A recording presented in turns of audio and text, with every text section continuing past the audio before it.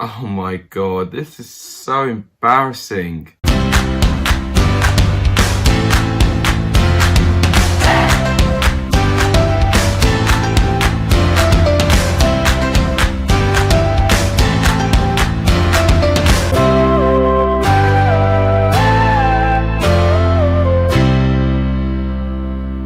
What's up everyone, welcome back to a brand new video on the channel. Today I'm going to be reacting to my Premier League table predictions that I've done all the way back in early September. I only got one correct position last year in my Premier League table predictions, so I'm hoping to do better than one position last year. Before I move on with the table predictions, actually, I've got to announce the winner of the Fantasy League and the Lexus Hall of Fame. So for the Lexus Hall of Fame, huge congratulations to Joshua Frood. He wins the Lexus Hall of Fame with 100 points bang on. Myself and Charlie Brown get joint second with 96. We will be ending the Lexus Hall of Fame starting from today. So well done, Joshua Frood. I'll see if I can quickly get a prize sorted. And that's the second year in a row that you won as well, so fair play. And in the Championship Lexus Hall of Fame, Lisa Milton has won the Championship Lexus Hall of Fame. By default, Lisa is going to be in the Premier Division next season, regardless on the amount of points they get.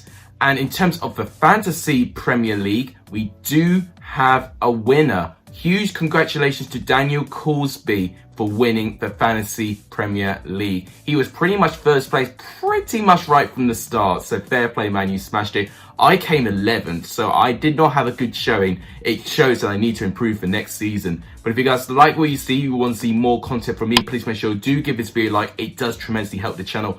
Please share my channel to as many people as you can. That really helps. And please subscribe to the channel. Let's try and push to 550 and 600 subscribers as soon as we can. That really helps. But without any further ado, let's go through these car crash of predictions. Let's start off in 20th place. Who did I have to finish rock bottom in the Premier League? Starting things off in 20th place, I have got Fulham down here. Now, I think it's going to be very interesting for you guys to know which of the newly promoted teams am I backing in this league. And unfortunately with Fulham, for me, they've not signed enough players for me to guarantee safety. Unfortunately, I think it'll be a swift return, but I really hope that Fulham have a more positive season than they had last time. Okay, so I predicted Fulham to finish 20th, likewise with a lot of other people as well. I was a bit wrong with that. They finished 18th place. So what I went wrong, I think I just didn't anticipate that they were really going to start to pick up their form in around November, December time. They did at one stage for them and looked like that they were going to survive. You remember they had those 2 games in hand against Newcastle and they were only 1 point behind them at one stage as well. And when I saw Fulham get relegated, Scott Parker showed his frustration, knowing that this has been a long-term project, trying to get Fulham some stability into the Premier League. He probably did feel a bit let down in some of those games as well. But their best players has been loan players that they signed in the Premier League. Ola Aina, Josh Marja, all of these players are loan players that they've come in. There definitely needs to be some transfers that improve the quality of the squad that is not going to rely on loan deals. The tension has been going on between Scott Parker and the board as well. And it's going to be a bit interesting going into next season. We already see Sheffield United and West Brom going into the next season without a manager. We'll see if Scott Parker is back. Who did I have to finish 19th place? In 19th place is West Brom. Get in! I get a correct score already. What did I say? I'm just not confident with their striker options. It looks like they're still going to use Charlie Austin, where he's not the youngest striker now. Why did I keep going there? I've never been so wrong on that. Charlie Austin didn't even really feature for West Brom at all. Of course, now he's back down to the Championship with Queen's Park Rangers. The striker options, they predominantly use Callum Robinson in that position. Why did I not think that Callum Robinson was going to move from that position? I associated him as a winger, that's probably why. But I didn't think that he could shift into that striker position. But he has played in that position before, so I don't know why I didn't think of that. Their problem has been defence. They conceded way too many goals, especially under Bilic in the start of the season. It was definitely destined for relegation. They did finish 19th place because ultimately they were just more consistent than Sheffield United. Who did I have finish in the final relegation place? 18th place is the one non-newly promoted side, Aston Villa. Oh no, what have I done? Now, I'm a bit hesitant with Aston Villa because they were pretty slow in the transfer window, although they had got Matty Cash recently, which I think is a good potential replacement for El Haladi, who's not the youngest fullback now. But also, it looks like they will get Ollie Watkins. I've been hearing that they could get him for around 34 million, which is going to be their club record signing, which is well deserved for him. But I think even with Watkins and Grealish still in the squad, which I'm still surprised that he's not been moved out, by the way, I still think it's just not quite going to be enough. I gave Villa absolutely no chance. I didn't even think that, even when I thought that they did get Watkins, I pretty much based my predictions still on them getting Ollie Watkins, thinking it was going to be a flop and Villa were going to get relegated. How could I be so wrong with this?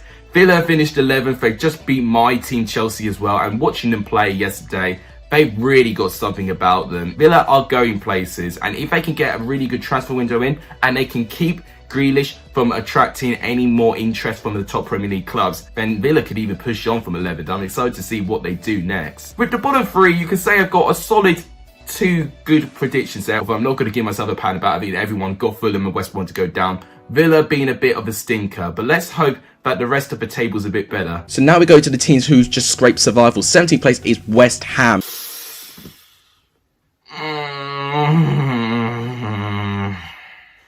Do I have to see what I said about West Ham? Now, I think this is going to be a tumultuous season for the Hammers. A tumultuous season. Anything but a tumultuous season from West Ham. Not only have they got their highest points total in the Premier League ever, they have qualified for Europa League. That is something that they didn't even do in the final season at the Bowling Ground.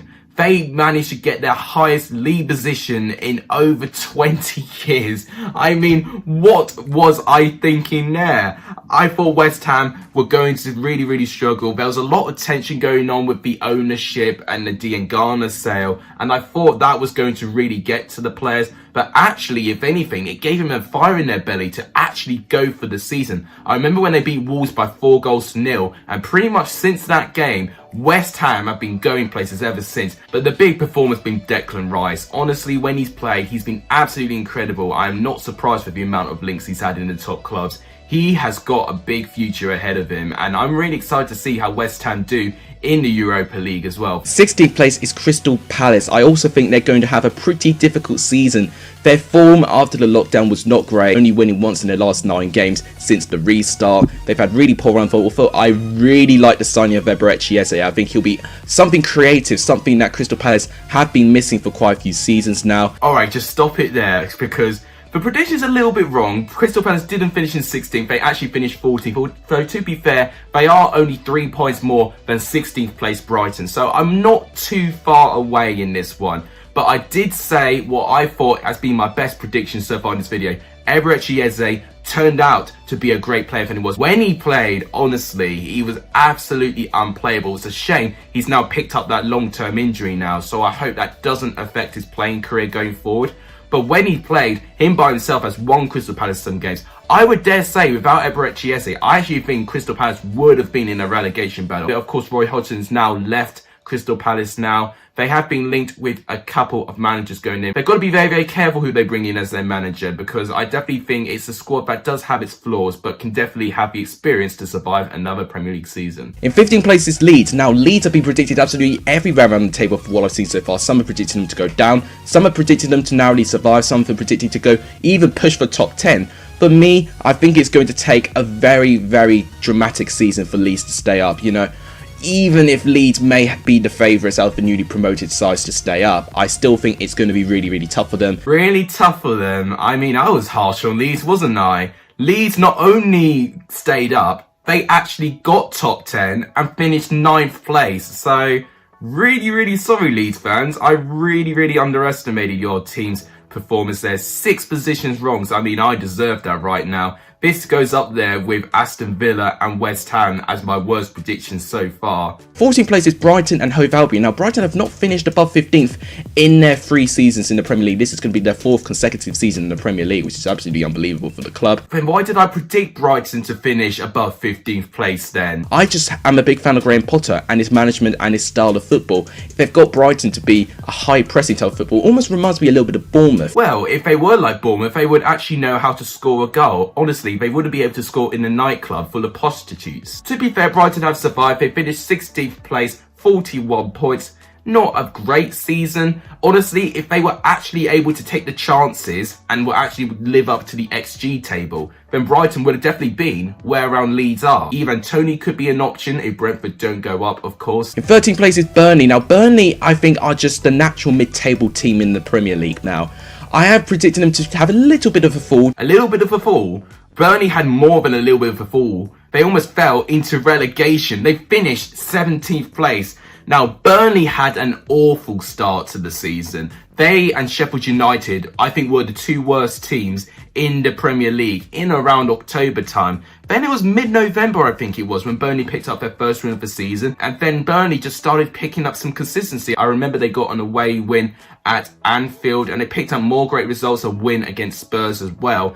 And naturally, Burnley just did just about enough to survive. I mean, to be fair, they finished 11 points above Fulham, but that's because the bottom 3 this year were absolutely poor in terms of their quality in trying to compete in the Premier League. So 39 points Burnley managed to amass. Very, very poor points return compared to recent years. Burnley could be a team that can struggle next year if Sean Dyche definitely decides to jump ship, or if he doesn't manage to retain some of his key players like Dwight McNeil and Chris Wood, who both have played very, very important roles this season. In 12th place is Newcastle. Yes! Another correct position! Oh my gosh, I completely forgot I predicted Newcastle to finish 12th. Fluky as hell, but let's see what I said. Now, if they didn't have Steve Bruce as manager, I might be pushing that squad to be somewhere higher, because I'm thinking of their squad overall and it's looking pretty strong now. You know, at least a really stable Premier League outfit. You know what? I'm actually going to give myself a pound of bet for that. The form that Newcastle has shown, especially near the tail end of this season, has actually been incredible.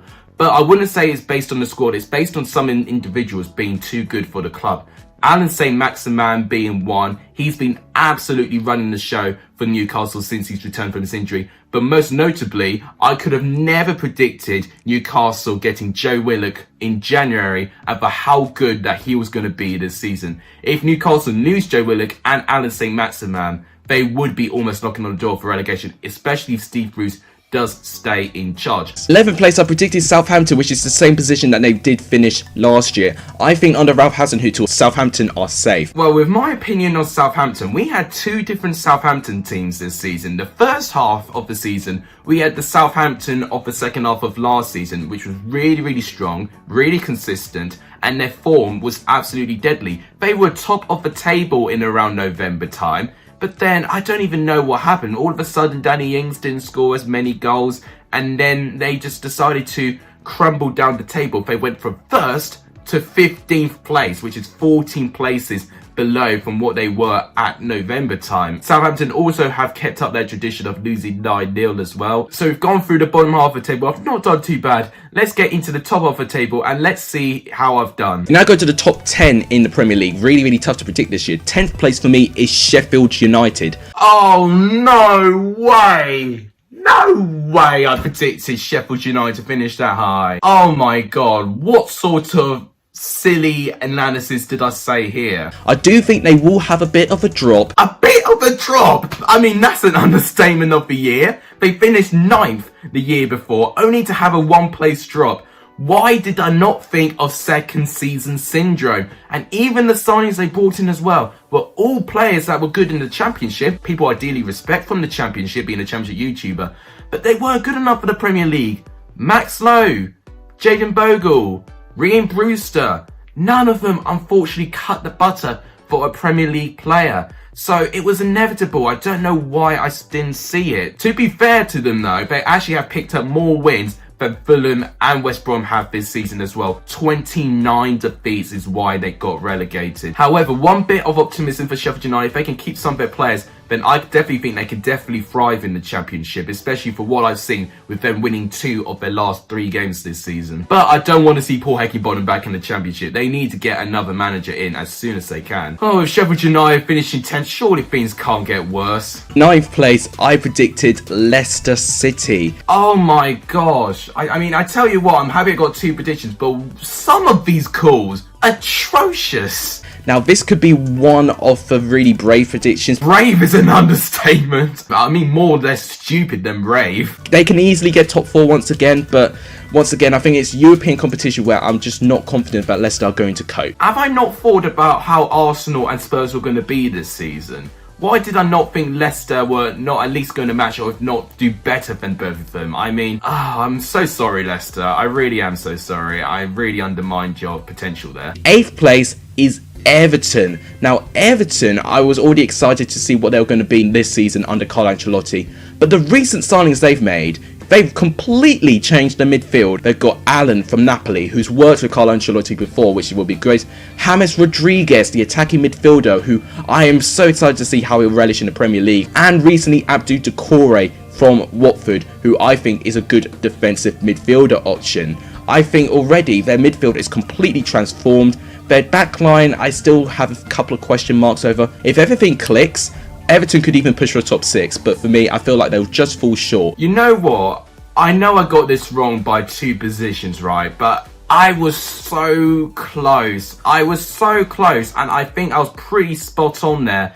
Their midfield has most definitely improved with both signings coming in. I think injuries have played a part to them not being able to get into the top 6. Digne was injured for a bit, Cabanin is still injured as well. And I did say the defence was going to be a slight weakness, and I do agree with that. When everything did click, Everton were definitely almost certain to be top 4 rather than top 6, but unfortunately they did drop off a little bit. They have finished 10th, and compared to what they were at the start of the season, that's a bit disappointing. 7th place is Wolves. Now, Wolves, I think, will be very disappointed if they don't have European competition, so I think they'll definitely strive to try and get it again. Well, they're going to have to be disappointed again because they ain't getting European football this year, and I can get where I was coming from. At the start of the season as well, Wolves have actually had their best ever start to a Premier League season. And that was when they had their full squad up. But Wolves have been very unlucky this season based on the injuries. They do have one of the smallest squads in the league, so one major injury to one of them, then their season could completely plummet. And a lot of the squads we're going to have is, it was a very, very congested fixture schedule. And the smaller squads were going to really struggle with it, which is why I probably should have put smaller squads like Everton and Wolves to finish a little bit lower because their squad depth is not that great. Of course, that injury to Jimenez with his head, then Patricio was out for a bit, Neto. It definitely has exposed them, and unfortunately Nuno Espirito Santo has left the club, and I'm really sad because I really admire the whole story with Nuno and Wolverhampton Wanderers for how he's taken Wolves from a struggling Championship team to a real good Premier League outfit now. Very inspiring story, but Wolves need to get their next manager right. So I definitely know who I predicted to finish top 6 now. Let's see who I predicted. 6th place, I've gone with Arsenal. Now, this could be a big risk for me because Mikel Arteta has already beaten Man City, Chelsea and Liverpool since becoming a manager. So Arsenal could do some serious damage. So they're playing the Europa League, which I think they will take a little bit more seriously as well. I think they'll finish 6th. In 5th place, I've gone with Tottenham Hotspurs. I think he'll definitely improve things for Spurs. You know, he managed to get them to eventually finish 6th place. Just missed out on top 4 though. So I think his aspiration will be to get top 4. I feel like if he can't get Spurs top 4, I think his reigns as a Premier League manager are finished in my opinion. Okay, so one thing I was correct is that Arsenal would finish 1 place below Spurs. I did predict that none of them would get top 4. But one thing I was really wrong about is that I didn't think that neither one of them would finish in top 6. I mean, that's really poor in my part. I definitely should have seen that coming. Arsenal especially, they were really struggling. They were in a relegation battle, Arsenal, for I'd say a good 50% of the season, and it's until around February time where they started picking up their form again, and now all of a sudden they seem Arteta as the future. But I don't know, for the fact that Arsenal have now not got European football for the first time, I don't even know how long it is, 25 years or something, it's something ridiculous. Definitely they could have a bounce back effect, you know, like what Chelsea had when they didn't have European football and they can really storm the league. or they can just continue to crumble and decline. With Spurs as well, I mean, it was just a disastrous season, really. The signings just weren't performing. Jose Mourinho, of course, did left, and of course, he's now gone to the Serie A to join Roma. And I think it will be very difficult for Jose Mourinho to go back to the Premier League now, following for what has happened now. Spurs are going to be in the Europa Conference League. It's been a disappointing season, especially with the fact that Kane has been heavily linked to move away. And if Kane goes, is there going to be a domino effect of people leaving as well? Spurs could struggle next season, especially if they don't pick an inspiring manager. Fourth place for me is Manchester United now. I was so close to put Spurs fourth and Man United fifth instead, but the recent signing of Donny van der Beek has convinced me enough that Manchester United will be up there again. And to be honest, they are playing a lot better, especially they're scoring more goals, albeit about half of them were penalties, but they are scoring way more goals now. Mason Greenwood had a breakout season, Martial, Bruno Fernandes, Pogba, Rashford, all of them had a great season for Manchester United last time. They've definitely got the tools to push up, but I'm just not convinced with the manager. Well, I can't blame myself too much for predicting Man United to finish fourth place. I said they had the squad to finish top 3 and top 2, but I didn't back the manager, so I gotta say, Ole Gunnar Solskjaer, you've maybe eaten a slice of humble pie there. You know, you managed to get Man United to be the best of the rest. I mean, it's definitely not a great achievement because you're still quite a way out from Manchester City. But to be fair to you, you have been the best of the rest and you've formed a pretty good gap between third place as well. What Man United need is to improve their defence and to definitely address their midfield. If they do that, then Man United could definitely start climbing back to where they once were, which is a Premier League champion. Third place, I've gone with my team, Chelsea. Now, Chelsea, I feel like, could even have the potential ability to get in the top 2 with the signings we've made. But I'm being realistic here. I feel like Liverpool, Man City are in the league above everyone at the moment. So it's going to take a lot to overtake them. Although, if one of them has a really bad season, then maybe that's when Chelsea could potentially overtake. Well, Chelsea could have overtaken Liverpool if it wasn't for Alisson having a last-minute header against West Brom. If that West Brom goal did not go in, then Liverpool would have finished below Chelsea in the tables. But I have got Chelsea to finish third. That was a bit too optimistic. They actually finished fourth. Frank Lampard got sacked. The signings as well, in my head, I thought they were a bit overhyped a little bit. But in my heart, I thought, you know what? The signings are going to turn Chelsea into a beast. And unfortunately, we've only seen Chelsea be at their best in glimpses, especially in the Champions League, actually. And I think that's what Tuchel's going to dominate right now. If he can get Chelsea to win the Champions League, I mean, fair play. He has saved our season big time with a trophy as well. We lost the FA Cup final devastatingly as well. That would have been a fantastic way for the youth players to win their first senior trophy as well. We lost out to Leicester. So if we don't win the Champions League either, even though we did finish fourth, you can't imagine but feel with the amount of money Abramovich has spent on the squad, it would be a disappointing season. We need to win the Champions League. Second, I've gone with Liverpool, and first place, I've gone with Manchester City. So, Liverpool second. For me, I think Manchester City are just going to overtake. With Liverpool, they needed a little bit more. They needed a little bit more depth to compete with the pressure that Manchester City are going to put on them. One thing I just want to say, get in again. That's another correct position. I predicted Manchester City to win the Premier League. I mean, everyone did, to be honest with you, unless you're Mark Goldbridge. That is 3 correct positions, so what an improvement from last year. But one word I definitely want to say again is depth. And that is why Man City dominated. I knew they had the bigger squad, the best quality squad out of all of the teams.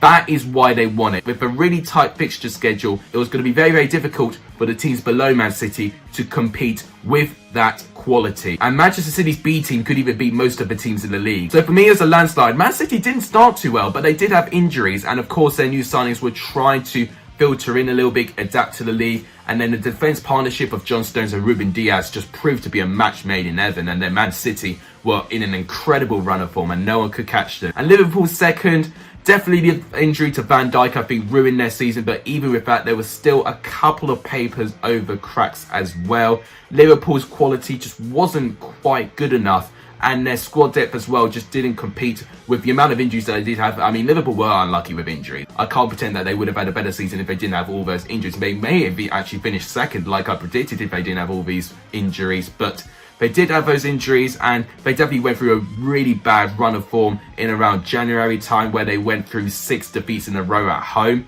And eventually, when they managed to get some consistency, they won 4 games in a row and they finished 3rd. So only 1 place wrong with Liverpool. So that wraps it up for my table predictions for the Premier League. 3 correct positions. I did all right there, actually. Do you guys want me to predict more football tournaments like the Euros? Let me know in the comments down below and I'll get that sorted very, very soon. But that wraps it up for today's video. If you guys enjoyed what you see, please make sure you do give this video a like. It does tremendously help. Please subscribe if you haven't done. It does tremendously help the channel. And please share this channel to as many people as you can. That is how I'm going to grow as a channel. All that would really, really make my day. But thank you guys so much for watching. You guys are legendary for showing the end of this video. And as always, take care, everyone.